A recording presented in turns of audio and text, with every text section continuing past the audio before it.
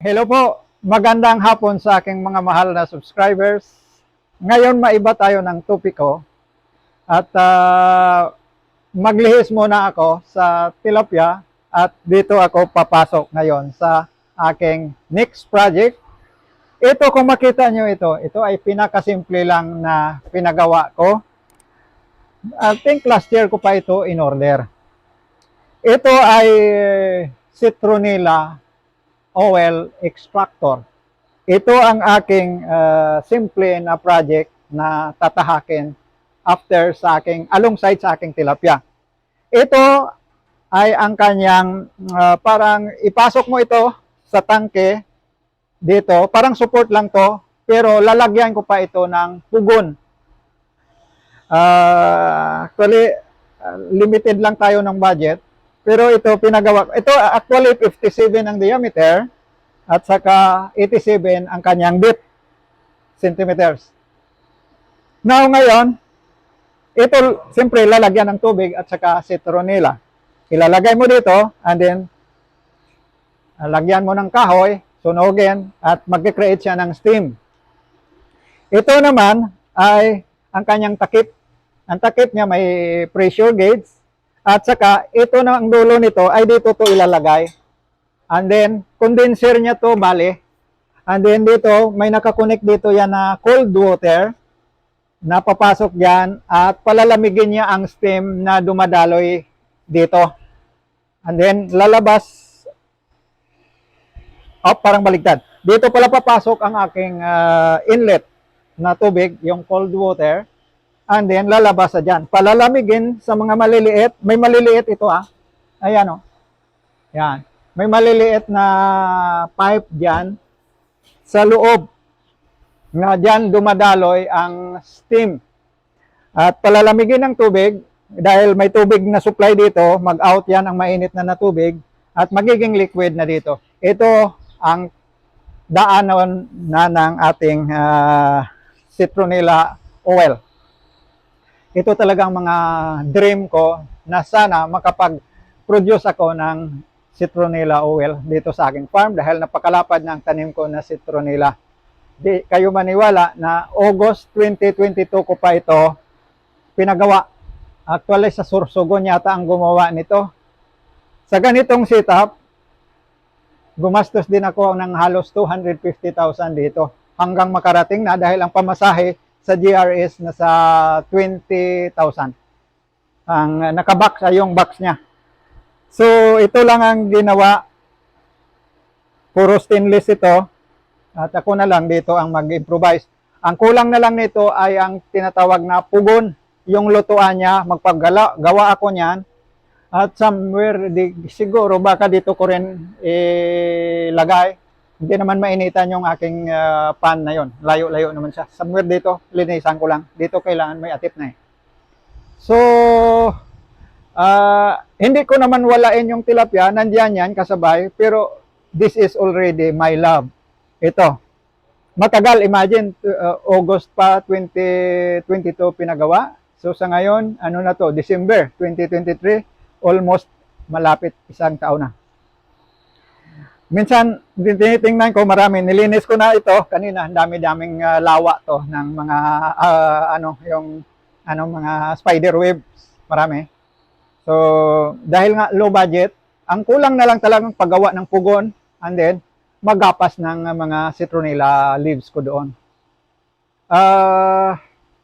Actually, mayroon ng mga inquiries na ng langis, pero still, wala pa tayo produkto Ang importante na makapagawa ako ng produkto and then mapat-testing ko sa kanila ang langis na yan kung how effective ba at saka, siyempre, kung may kulang na i-improve ko pa. So, maipakita ko talaga ito sa inyo. Ito ang sunod ko. Sa tilapia, okay ng aking earthen pan. Okay na rin ito. Wala na rin akong namamatay dyan dahil nga doon na ang aking binibigay lagi. Everyday, gabigay ako ng mga tag 20 liters, 15-20 liters na may nitrifix na probiotics. Pero ito talaga ang plano ko na simula naman dahil matagal na panahon na hindi ko nagawaan ito ng yung parang fulfillment na matapos na ito at mapatrabaho ko na. Dahil minsan pag may nakita ako na nagluluto ng citronella leaves, then parang naiinggit ba ako. So nagsisilos ako. So, actually, wala nang kulang to. Ang kulang is yung pugo na lang, yung lutuan, and then mag-workout na ito. Sa mga kahoy naman, may mga kahoy ako dito naka-ready na. Marami na. Nagputol-putol ko na. Ang iba, marami ako dyan puputulin din. Para at least panggatong dito. So, sa 100 kilos na citronella leaves, ay makagawa ng halos 1 litro na citronella oil. So, maraming uses naman ng citronella oil. Ako nga bumibili ng hydrosol. Yung hydrosol, ibig sabihin, yung oil na kahalo tubig. So, sabi ko, may need ang citronella oil. Ang merkado, siyempre sa Maynila, kasi malalaking kumpanya. Sa ngayon, rinig ko, nasa 2,005 per liter ang pure citronella oil.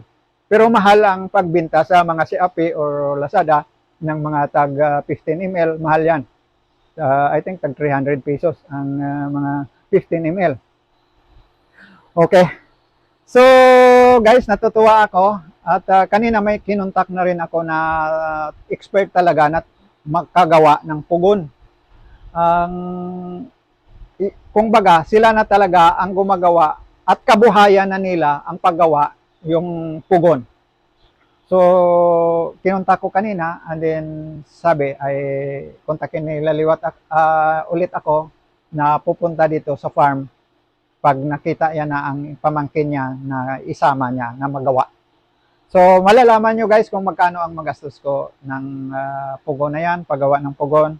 And then sa mga kahoy, sabi ko sa inyo, marami na rin akong kahoy diyan panggatong at wala na ako problemahin pa. Dito mayroon pang konting improvement dito, yung mga dito sa drum ko. Diyan ako kukuha ng tubig. And then, siyempre, paikot lang din. Yan, paikot lang.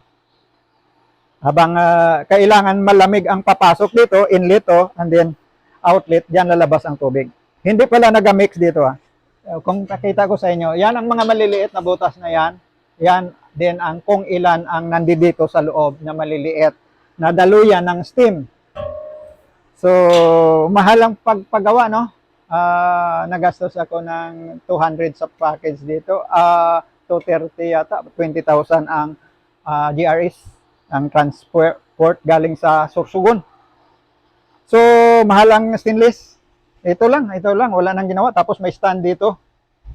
Ito ay gagawin na ito is lalagyan na yan ng fire bricks dito. Lagyan na ng makapal na ito na bricks. So, sila na bahala ang aking papagawin. I hope na makasimula na ito and then makapaggawa na ako ng langis at maipakita ko rin po sa inyo. I am excited sa venture na ito and I hope na mag-succeed ako dito, mag-success. So, sa tilapia, wala na akong iniisip dyan problema, lalo na doon sa earthen pan ko, ang ganda. Pinipidingan ko rin sila 3 times a day. Kumakain na nga sila ng growers dahil wala na akong starter, dapat starter pa lang . So, sinasama ko na sila, pero kumakain sila ng growers. Mabilis lumaki. So, natutuwa din ako. Pero sa ngayon, ang aking lab ay ulit nandito, bago na ito. So, dito ako mag-vlog naman sa inyo regarding how to make this citronella oil. So guys, bantayan nyo ito ang aking series dahil series din ito at alongside sa aking mga sinimulan na tilapia sa biofloc. Sabihin ko sa inyo, na-master ko na yan, wala na akong problema. So long na may molasses tayo at nitrifix at then alagaan mo na sila ng maayos. So sa mamaya mag-feeding ako alas 3, maya-maya pipiding ako sa kanila alas 3:30, gutom na rin yan. Pero hinayaan ko sila na kumain sila dyan ng mga by process. ng mga beneficial bacteria. Marami yan diyan. So, yan ang aking balita sa inyo at excited ako nito. Pag na-plaster ko na guys, ay ipakita ko sa inyo agad ang kahinatnan nito. Dito yan tutulo ha, ito sa maliit na butas na ito, dito tutulo ang converted, yung liquid na may barrel ako na gagawin dyan, na dyan ang parang reservoir ng oil water separator. So yon. Kahit plastic, nakita ko nga sa iba, kahit plastic lang na matibay, heavy duty. Hindi na yan na malulusaw, hindi na gaano mainit yan ang lumalabas dito na tubig. Ano na lang, parang lukewarm water na lang. So guys, yan lang. Abangan nyo ang aking mga sunod na series dito dahil napaka-exciting ito na maipakita ko sa inyo. Excited din ako na ma-share ito sa inyo. So guys, take care always wherever you are and God bless you po. Bye!